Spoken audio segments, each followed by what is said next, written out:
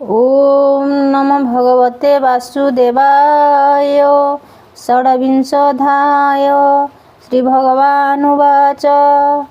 शृण जननी मो वचन जे तत्त्वज्ञानरलक्षण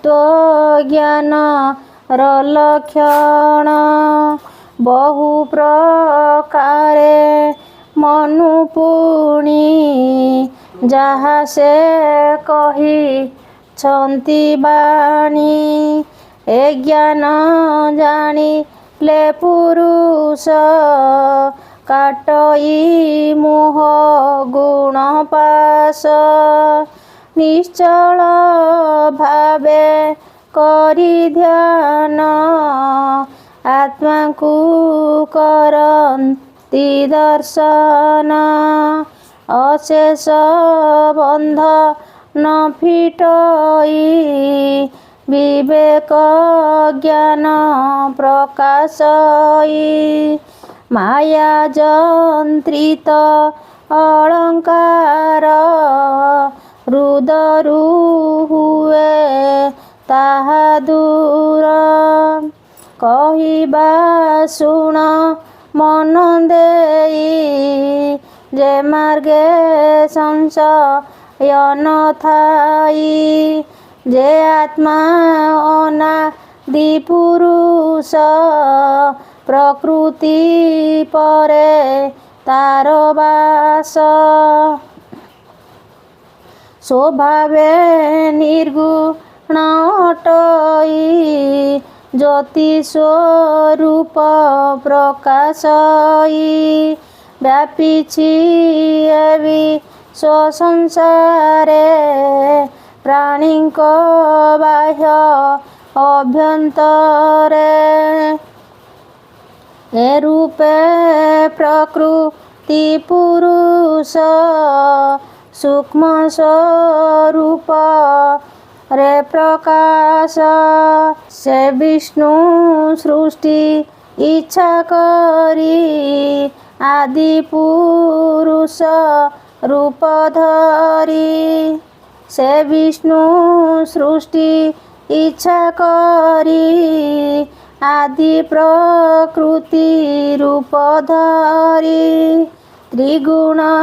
ଜାତ ସେ କରଇ ରଜ ସ୍ୱାସ୍ତିକ ତମ ଦେହି ରଜେଶର୍ଜୟୀ ପାଳେ ସତ୍ୱେ ତମ ସ୍ୱରୂପେ ହରେ ନୀତ ଏ ରୂପେ ଲୀଳା ସେ କରଇ ଦୈବ ଗୁଣମୟ ଦେହି ଜୀବ ହିଁ ନାନା ରୂପ ଧରେ ଚିତ୍ର ବିଚିତ୍ର ଏ ସଂସାରେ ପ୍ରଜା ସର୍ଜୟୀ ନାନା କଳ୍ପେ ସ୍ଥାବର ଜଙ୍ଗ ମାଦି ରୂପେ ଜ୍ଞାନ ଆବୃତ ତାର ଦେହି ସାକ୍ଷୀ ସ୍ୱରୂପେ ସେ ଦେଖଇ ଏ ରୂପେ ପୂର୍ବରଭିଆଣ ପ୍ରକୃତି କର ଇ ନିର୍ମାଣ କର୍ମ ଯେ ଗତ ହୋଇ ଉଚ୍ଚ ନୀଚକୁ ସେ ନିୟଇ ପ୍ରକୃତି ମାର୍ଗେ କରି କର୍ମ ପ୍ରାଣୀ ଲଭନ୍ତି ପଥଶ୍ରମ ନିବୃତ୍ତି ଧର୍ମ ମୋକ୍ଷ ହୋଇ ଏବେ ନିମାର୍ଗେ ସେ ଭିଆଇ ସାକ୍ଷୀ ସ୍ୱରୂପେ ସର୍ବଦେହି ଦେଖଇ ହୃଦ ପଦ୍ମେ ରହି କାର୍ଯ୍ୟକାରଣେ କର୍ତ୍ତା ହୋଇ ପ୍ରକୃତି ଯେତେ କଟଇ ପୁରୁଷ ତାହା ସେ ଭୁଞ୍ଜଇ ସୁକୃତ ଦୁଷ୍କୃତାଦି ହୋଇ ଏମନ୍ତେ ଶୁଣି ଦେବହୂତି ସନ୍ଦେହ କରି ପଚାରନ୍ତି। ଦେବହୂତିରୁବାଚ ଶୁଣ ହୋ ପୁରୁଷୋତ୍ତମ ସଦୟ ସ୍ଥୂଳ ସୂକ୍ଷ୍ମ ଶୂନ୍ୟ କି ରୂପେ ପ୍ରକୃତି ପୁରୁଷ ଜଗତେ ହୋଇଛି ପ୍ରକାଶ। ଏମନ୍ତେ ଶୁଣି ଭଗବାନ କହନ୍ତି ଅମୃତ ବଚନ। ଶ୍ରୀ ଭଗବାନ ବାଚ ଯେତେ ତ୍ରିଗୁଣ ବନ୍ଧନେ ସତ ଅସତ ଜନ୍ତୁମାନେ ଆତ୍ମାରେ ଜ୍ୟୋତି ରୂପେ ଥାଇ ଅବ୍ୟକ୍ତ ରୂପେ ପ୍ରକାଶଇ ପ୍ରଧାନ ରୂପରେ ପ୍ରକୃତି ସମସ୍ତ କର୍ମେ ଅଧିପତି ସମସ୍ତ ରୂପେ ସେ ବହଇ ମହତ ଆଦି ଯେତେ ଦେହି ଶୁଣ ଜନନୀ ଏକ ଚିତେ ଚତୁର୍ବିଂଶତି ତତ୍ତ୍ୱ ଯେତେ ଏ ପଞ୍ଚବିଂଶ ଚତୁର୍ଦଶ ପ୍ରତ୍ୟକ୍ଷ କରି ବା ପ୍ରକାଶ ପୃଥିବୀ ଆପ ତେଜ ଜାତ ଆକାଶ ଆଦି ପଞ୍ଚଭୂତ ଗନ୍ଧ ରୂପ ରସ ଶବ୍ଦ ସ୍ପର୍ଶାଦି ତନ୍ମାନ୍ତରେ ଭେଦ ଜିହ୍ବା ନାସିକା ଚକ୍ଷୁ କର୍ଣ୍ଣ ଚମ ପାଣି ପାଦ ବଚନ ବୃଷଣ ବାୟୁ ଏ ଦଶମ ଇନ୍ଦ୍ରିୟ ବୋଲି ଏହା ନାମ। ମନ ବୁଦ୍ଧି ସେ ଅହଞ୍ଚିତ ଚତୁର୍ବିଂଶତି ଏହୁ ତତ୍ତ୍ୱ ପଞ୍ଚବିଂଶତି କାଳ କହି ଏ ରୂପେ ସାଂଖ୍ୟ କର୍ମ ହୋଇ ପ୍ରକୃତି ଏଣେ ରୂପ ହୋଇ କାର୍ଯ୍ୟ କାରଣେ ପ୍ରବର୍ତ୍ତଇ କାଳ ସ୍ୱରୂପେ ରେ ପୁରୁଷ ସର୍ବତ୍ର ହୁଅ ଇ ପ୍ରକାଶ। ଏ ଦେହ ମୂଳ ଅହଙ୍କାର ଆୟୁ ହରଇ ନିରନ୍ତର ଏ ଦେହେ କର୍ତ୍ତା ନୀତି ହୋଇ ସମସ୍ତ ଭୋଗ ସେ କରଇ ଏ ପୁଣ୍ୟ କାଳ ଚେଷ୍ଟା ବଳେ ସର୍ବନାଶଇ ଭୂମି ତଳେ କାଳ ସ୍ୱରୂପୀ ଭଗବାନ କାଳ ସ୍ୱରୂପୀ ହୋଇ ଜାଣ ଏ ପଞ୍ଚବିଂଶ ରୂପ ହୋଇ ଅପରେ ଶୁଣ ମନ ଦେଇ ସମସ୍ତେ ଧର୍ମ ପରିପୂର୍ଣ୍ଣ ସେ ଯେତେ ପରେ ନାହିଁ ଧର୍ମ ସେ ଯୋନି ପରେ ସେ ପୁରୁଷ ସେ ପ୍ରକାଶ ସେ ସର୍ବଭୂତେ ପରିପୂର୍ଣ୍ଣ ଜଳରେ ଚନ୍ଦ୍ର ମାଝେ ସନ ପ୍ରକୃତି ତାର ତହୁଁ ଜାତ ତା ତହୁଁ ହୁଏ ମହତତ୍ୱ ହିରଣ୍ୟ ମଧ୍ୟେ ତାର ଦେହି ବ୍ରହ୍ମାଣ୍ଡ ମଧ୍ୟେ ବିରାଜଇ ଏ ବିଶ୍ୱ ଆତ୍ମା ଯେ ଅଟଇ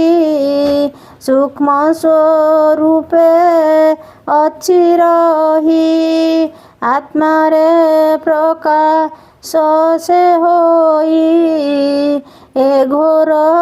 ତିମିର ନାଶଇ ଯେ ସ୍ଥାନେ ରାଗ ବସ ନାହିଁ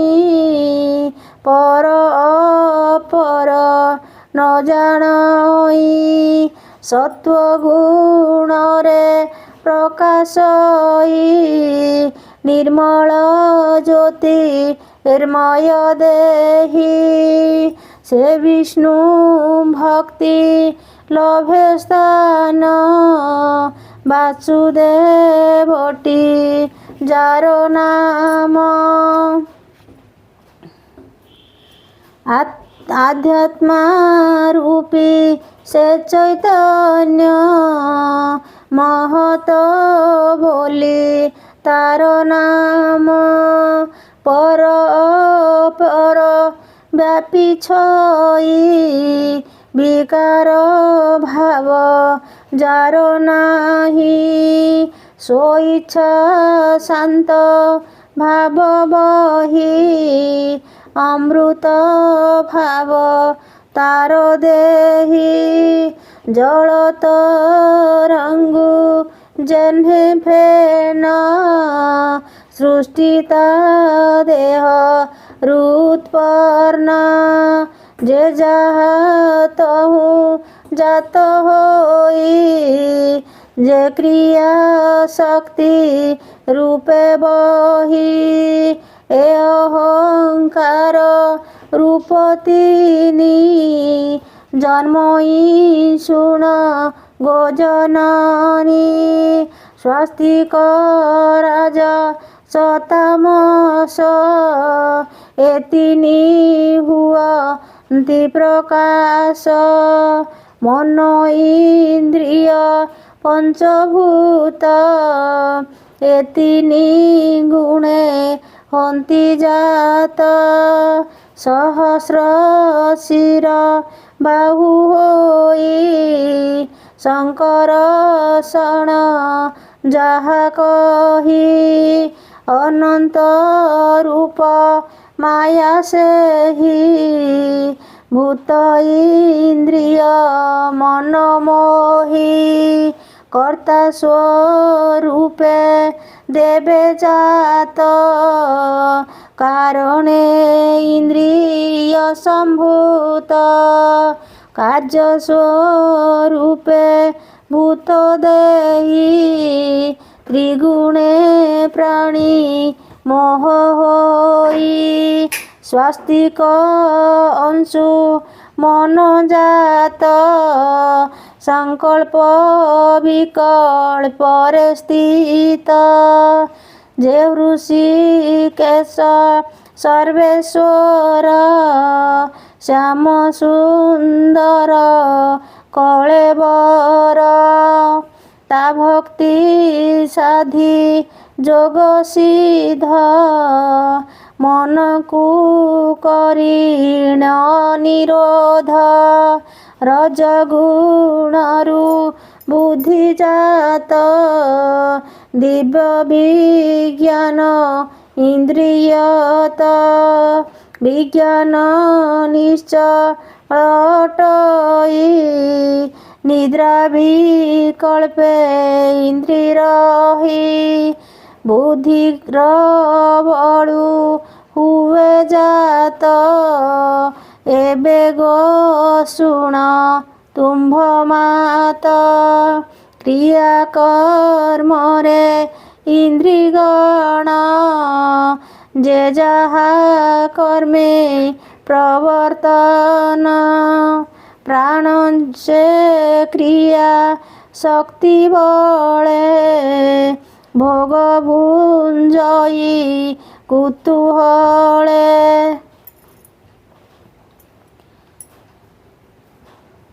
ବୁଦ୍ଧି ବିଜ୍ଞାନ ଶକ୍ତି ବଳେ ଧ୍ୟାନ ଯୋଗରେ ସେ ନିଶ୍ଚଳେ ତାମସ ଗୁଣ ପଞ୍ଚମାତ୍ର ବିଷ୍ଣୁର ଅଂଶେ ସେ ବିଦିତ ଆକାଶ ଗୁଣେ ଶ୍ରୋତ୍ର ହୋଇ ଶବଦ ସଂଗ୍ରହ କରଇ ସତ୍ପାଦି ପଞ୍ଚ ମାତ୍ରା ମାନେ ଅର୍ଥ ଆଶ୍ରୟ ଯେଝାସ୍ଥାନେ ଆତ୍ମାଲିଙ୍ଗକୁ ଚେତୋଷନ୍ତି ସ୍ୱଭାବେ ଅଦୃଶ୍ୟଟନ୍ତି ପ୍ରାଣୀଙ୍କ ବାହ୍ୟ ଅଭ୍ୟନ୍ତରେ ପ୍ରାଣ ଇନ୍ଦ୍ରିୟ ସେ ଆତ୍ମାରେ ଆଶ୍ରୟ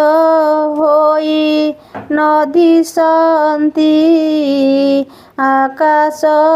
ଗୁଣେ ଏ ପ୍ରବର୍ତ୍ତି ଆକାଶ ଗୁଣେ ପଞ୍ଚମାତ୍ର କାଳର ଗତି ବଳେ ଜାତ ସର୍ବମାତ୍ରାରୁ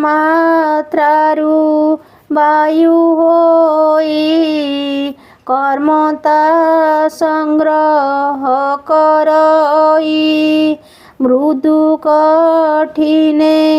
କର୍ମ ହୋଇ ଶୀତ ତପତ ସେ ଜାଣଇ ଏମନ୍ତେ ବୃକ୍ଷେ ହୋନ୍ତି ଜନ୍ମ ଶାଖା ପ୍ରଶାଖା ପତ୍ରମାନ ସେ ରୂପେ ଏକ ବ୍ରହ୍ମ ତହିଁ ଏ ସର୍ବ ଉତ୍ପତ୍ତି ହୁଅଇ ଆତ୍ମାକୁ ଆଶ୍ରୟ କରିଥାଇ ବାୟୁର ବଳେ ସେ ଚଳଇ ଇନ୍ଦ୍ରିୟ ଗଣ ଶବ୍ଦ ଗନ୍ଧ ପ୍ରାଣୀଙ୍କୁ କରନ୍ତି ଏ ଭେଦ କର୍ମ ମାର୍ଗରେ ସେ ଭ୍ରମନ୍ତି ପ୍ରାଣୀଙ୍କୁ ବିଗ୍ରହ ଚିନ୍ତନ୍ତି ଶବ୍ଦ ଯେ କର୍ଣ୍ଣ ଆଶ୍ରୟ କରେ ରୂପ ବସଇ ଚକ୍ଷୁ ଦ୍ୱାରେ ଆଘ୍ରାଣେ ଗନ୍ଧ ସେ ବସଇ ରସ ଯେ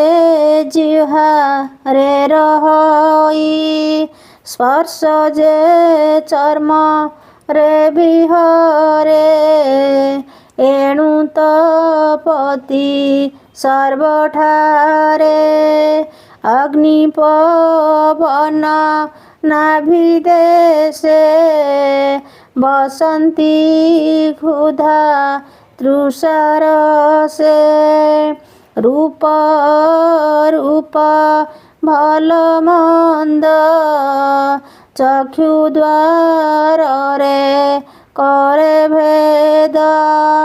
कट जे मधु तिक्त रस जिहा जे जाने ता अवश्य तपति आदि जेउ क्लेश आत्मा रे हुई प्रकाश सौरभ गंध जे दुर्गंध नासिका करे तेणे भेद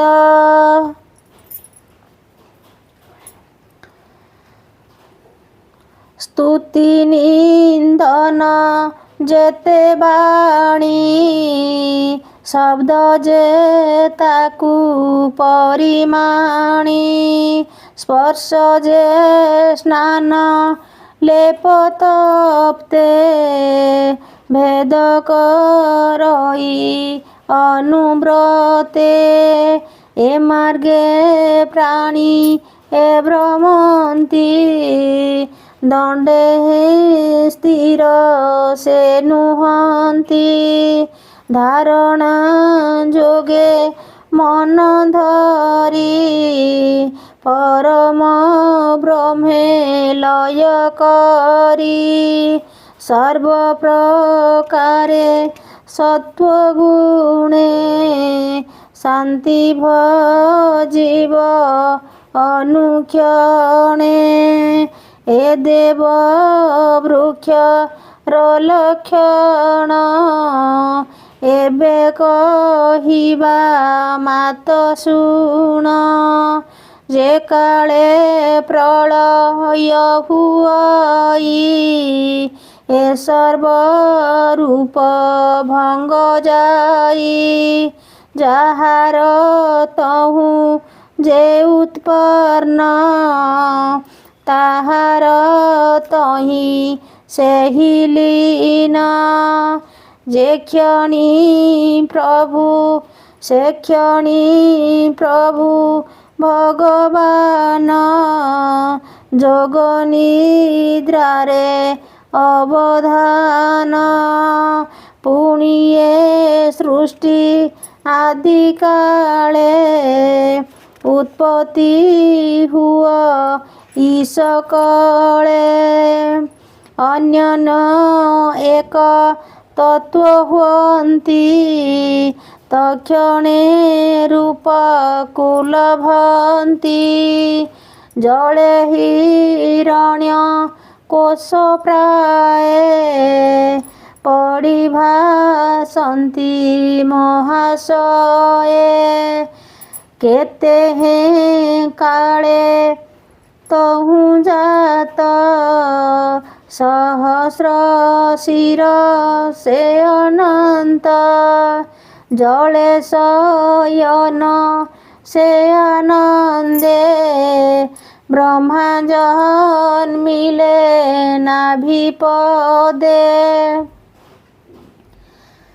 ସୃଷ୍ଟିର ଅଧିପତି ସେହି ବିଷ୍ଣୁର ଆଦି ରୂପ ହୋଇ ଏ ଅଂଶ